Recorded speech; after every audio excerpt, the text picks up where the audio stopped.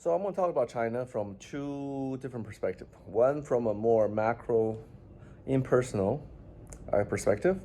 The other from a personal perspective. So let me start by telling you about my personal experience. So I'm born Chinese. I was born in the city of Tianjin in China, but I left China at a very young age. At only age of 10 and a half, I went to the United States. So my life has been somewhat a combination of two systems and two values.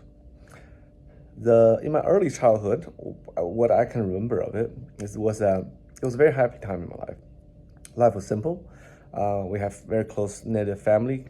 I have, beside my parents, there were uncles, aunties, grandparents, and there were neighbors, there were friends that would constantly come by and visit in the evening to talk, to play chess, Chinese chess, Western chess. It was a very relaxed and good life. It was not rich. It was not materially rich, but we had a very predictable, comfortable life, right? However, my parents wasn't satisfied with that. The reason why they wasn't satisfied was because before them, the generation before them, were very successful people financially. So my great-great-grandfather from my father's side was one of the richest men in our city.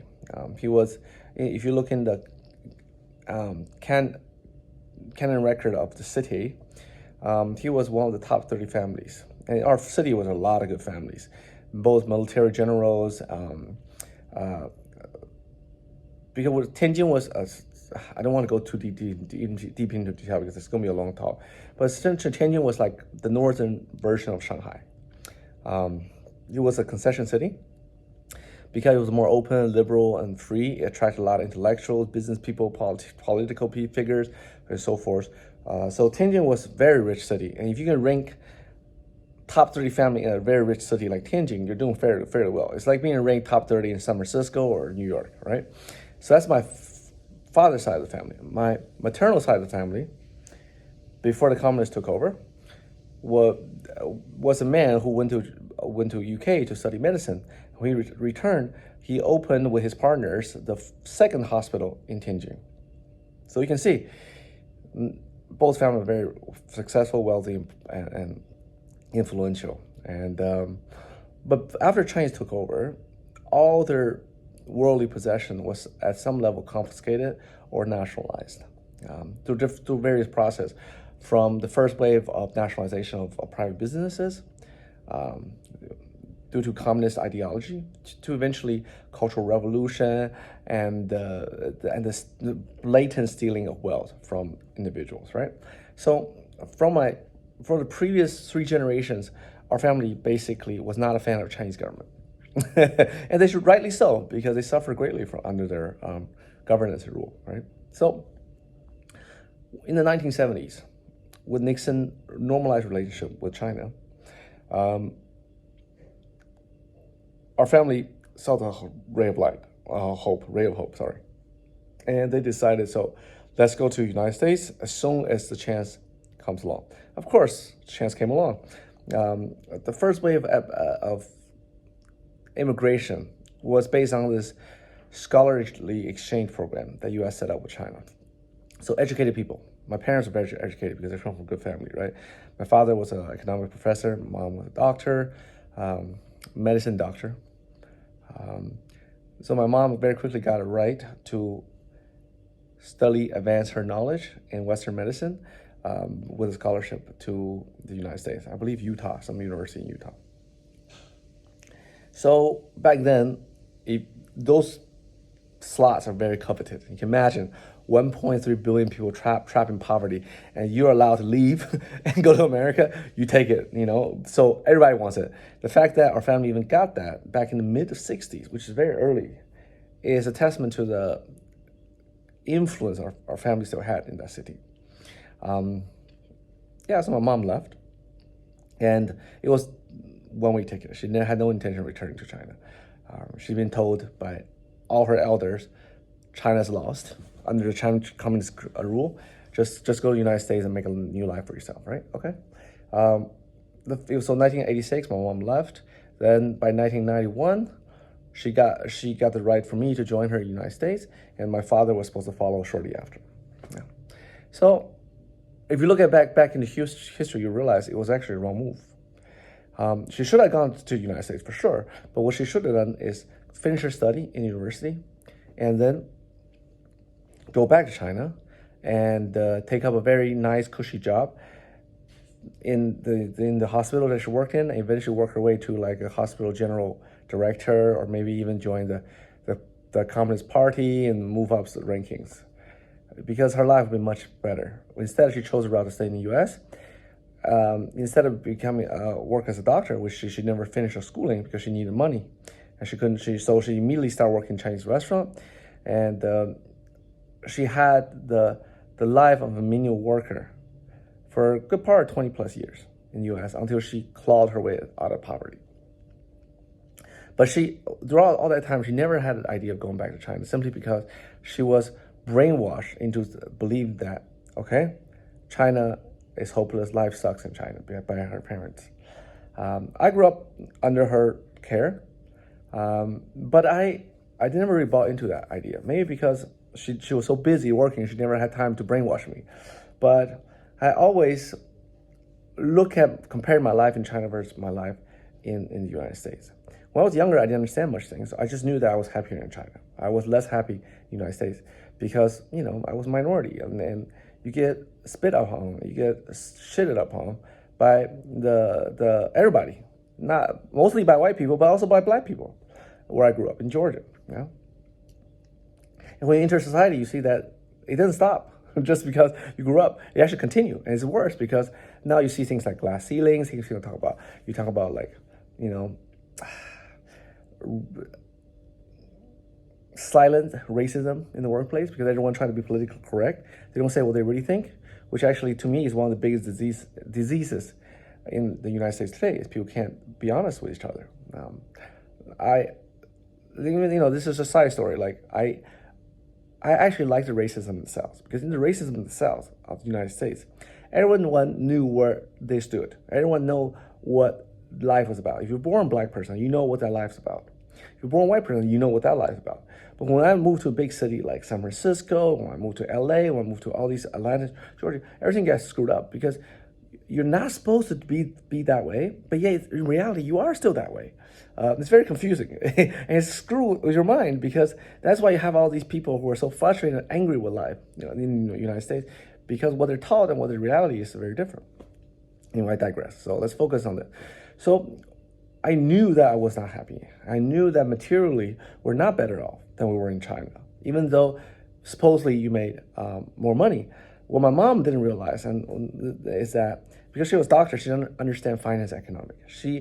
She believed that by making $2,000 as a waitress, you have a better life than if you make $100 as a doctor in China. But the reality is, what she doesn't understand is the power of purchasing parity. Purchasing power parity. What that means is that, for example, US, you make $2,000, is like making less than $100 in China as a doctor, because the food prices, the housing prices, the everything prices much lower in China. So equality doesn't increase just because you make more money. It's the cost of living that determines the quality of life, not just income. So I went to university. I studied business. I was sick of being poor. I was sick of being discriminated and disrespected. So I want to make money. And then when I entered society, I realized as a Chinese man, as an Asian man, it's very difficult. Very difficult. You can work. They'll give people. You can work very hard and you can make a living as a middle class, but to sustain that middle class, you have to struggle much harder than, let's say, a Caucasian or white person. To sustain the middle class can be much harder, and in the meantime, you're being discriminated. You're being treated as a second-class citizen. So, at some point, I said, I forget it. This is not worth it. So, you know what? So I just said, you know what? Let me go back to China and see what's available for me out there. So in 2010, I decided to go back to China, just explore, right? I saved up some money. I did some small business on my own, made some, a few $100,000. I was like, okay, let me go to China and see what's available. And I was blown away. I was blown away by what is happening in China. I was blown away by the speed of progress. I was blown away by the management of country by the government. Where in the U.S., they're always talking about how wonderful democracy is, how wonderful freedom, individualism it is. But in reality, I didn't experience that. I mean, and please don't take offense if you really believe in that ideology. For me, I don't believe in ideologies. I grew up I was born in a crappy country with a crappy ideology called communism. Then I went to another crappy country with a crappy idealism called democracy. And both sucks. Everyone thinks sucks to me, you know? So I no longer believe in ideologies. What I believed was what is real, what I can see and touch and feel.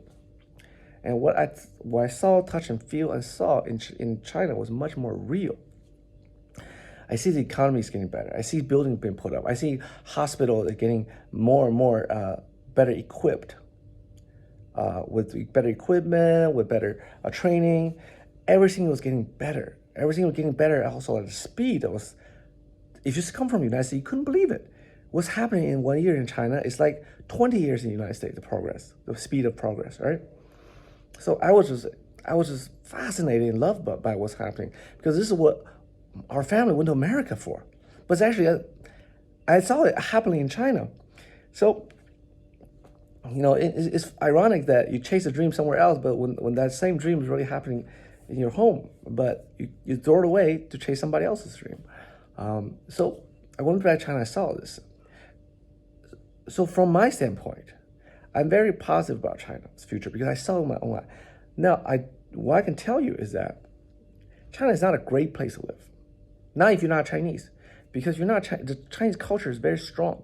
And if you're not Chinese, you don't think the way they do. You don't have a relationship and a social network that they do. It's very hard for you as a foreigner to succeed. Also, China is not an immigration country like a new world, not like Latin America, not like North America, where it's a new world, right? With a need population, they need growth. So they take on immigrants. China is an old world. It's like Europe, it's like Middle East. It will accept foreigners, but it will only accept foreigners with a very strict condition, which is you contribute, you bring something we need. And the day that you no longer bring that, you no longer have what they need because they either learn it from you or they no longer need it from you, you'll find yourself obsolete. So from that point, I realized that me, as American Chinese, I'm no longer Chinese. I don't think the way they do. I don't value things the way they do. And certainly, I cannot retire and die there anymore. So what do? I left. Also, China is a very hyper-competitive society. Hyper-competitive. And even though there's a sense of Chinese as a society, on an individual level, it's a very fierce competition. It's very hard to build deep relationship anymore in China because everyone's competing to get ahead. So everyone's stepping on each other. When you're in your 20s, it's very exciting because you get to learn a lot of things under that environment. It's like moving to New York in your 20s. It's very exciting. You learn new things. You get exposed to a lot of new ideas, new people, all kind of weird stuff going on, right? But when you get to your 30s, you realize you need some stability. You need some calmness. You need a solid foundation to build something on. And China is like quicksand. Right? It just sucks you up. It takes everything from you and it sucks you up. And the day that you have nothing to offer, boom, you're out. And we all have an expiration date as an individual. We all have a date when we are no longer fast enough, we're no longer strong enough, we're no longer fast enough to keep up with the younger generation. When that day comes, you better have something built in China if you want to stay there. Otherwise, it's going to be not so pleasant. So that's the reason why I left. It wasn't because lack of freedom. It wasn't because, it's oppression or I don't express my political opinions. Let me tell you about political opinion expression. I found it extremely refreshing to live in a society where you don't have to worry about politics. You don't need to think about it because that is not part of the problem you have to deal with. Every day you see in the Western world, in the United States, people bickering about political views. What's right, what's wrong, you're wrong, you're right, I'm right, nonstop. None of which led to any result going anywhere, but people like to fight and bicker about nothing when they should be doing something. Imagine now if people all the energy that people fight with, and they put that into something productive, like building something, which is what China's doing. You know, where would America be today? That's the irony, right? Oh, everyone's, I need to express my opinion. Who care about your opinion? Who the heck are you? Why do you think your opinion is right? What information have you read? You have to think about these things. Like, these are things that I did not grow up with, because in America, you're taught that's the right way to do it. That's the way how you should live. But when you leave the United States, you realize, actually, it's pretty stupid. It's a waste of energy. It's a waste of time. If you're not a politician, you're not in politics, you don't have you're not from a prestigious family with wide business and financial and political connections. What does it matter what you think? No one cares. I know you care, but maybe even your friend doesn't care. That's how they stay if you're a friend, because they don't care about how you really think political. Because they care, they might not be your friends anymore. That's what I experienced is that all these Western ideology, I realized, were just as stupid as the communist ideology. Neither really works. At the end of the day, you got to make a living. You got to do something, be productive as an individual in a society to contribute something, get something done for you to have any value. And in China, as an average citizen, you can focus on building your life, making your life better, not constant bickering about the political process, changing governments, doing this, doing that. So let me talk about, this is my personal experience. I can go much deeper, but it's already 16 minutes, this video. Let me talk about the macro stuff.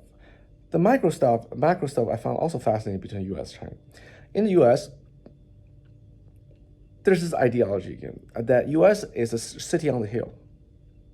It's there to save the world from their own evilness and sin and selfishness, right? So throughout American foreign politics and domestic politics, there's always been this ideology of solving the world's problem, solving everybody's problems, rescue other nations from their own historical stupidity. China does not have, as a country, does not have that issue. China has no interest in helping other country. They say that, and they will say that, oh, I'm here to help you, but don't ever believe that from a Chinese person or a Chinese government. Every Chinese person and every Chinese government, all they're in it is for themselves. Now, if you grew up in the West, you're like, this is so selfish, this is so wrong. Yeah, but if you're reflecting your own actions, you'll see that in 99% of the people in any society, in any situation, will look out for their own interests first before anybody else's. So in a way, what sounds revolting, being so selfish, actually, they're just being real. They're being real about who they are, right? I'll take care of my own interests, you take care of yours. And if there's an opportunity for us to work together where you benefit and I benefit, let's work together. If there isn't, you be on your way, I be on mine. I'm not gonna mess in you. I'm not gonna put my hand in your situation because it's not my business. You see, this is the reason why Chinese is the ultimate capitalist, because they actually do practice capitalism in every level of their culture, political culture and so forth. Where in the US, there is somewhat of hypocrisy and irony in their expressed ideals versus how they practice their life. And that irony and that conflict make people cynical about whenever US do something. Even when the US does do things in the right intention, or do have the right goals, meaning helping other people out of altruism, people question that, right? And frankly, I travel over 70 countries in the world. I will tell you, almost every country's people are like Chinese, in the sense that they only care about themselves. They only care about their own interest.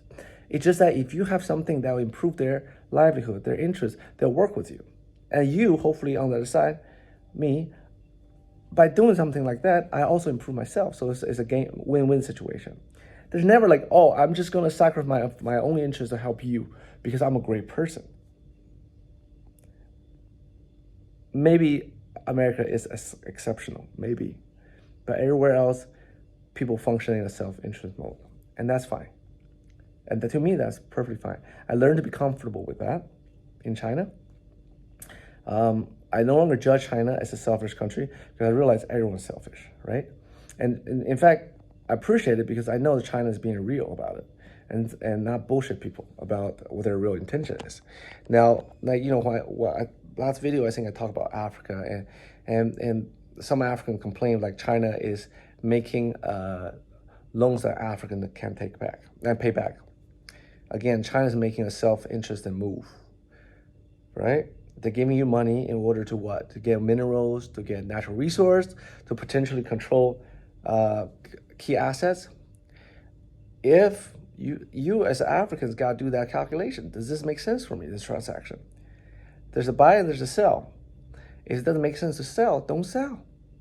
Don't look at the money and want to get it and sell it and to think that you can get something for free. Nothing's going to ever happen with that. Not with anybody. Not even with Americans. So, that is China for me. That is a real China for me. It's a place where it's very real. It's very rough. It's very competitive. It's a place for young people, not for old people like me, because I'm past 40. I can't keep up there anymore, I'll be honest with you. Doesn't mean I can't succeed, because I am succeeding, but just not in China. It's very difficult. And it's one of the places where, like a lot of the old world, it's all about relationship, right? It's not about what you know, it's about who you know. What you know can always be taught to you, but who you know depends very much on your social class, on the things that your parents and their grandparents have done, accumulative. That will influence your life. That will play a great part of how you will live as a person. Hence, family is so important. Relationships so important. Friendship in these societies is so important. That's, if you're come from the U.S., you understand that. Some of you understand that, especially from upper class, you understand. But from middle and lower class, sometimes you don't understand this. You're taught you can win by individual effort. You can be their own hero. And this is the reason why you stay in middle class and lower middle class and poor. Because you think that you can win by yourself in this world. So that's what I have to say. I hope that is somewhat enlightening to the viewer. I hope that viewer can be open-minded and explore just test some of what I have said. Some of what I've said might be counterintuitive, but test it out before you just say, no, I can't be, you're wrong, blah, blah, blah. Do a little test for yourself. One thing could be just go to China and see, like I did. And hopefully you will grow as an individual. You will become more insightful. You'll stop being so naive. And you'll become successful. Good luck.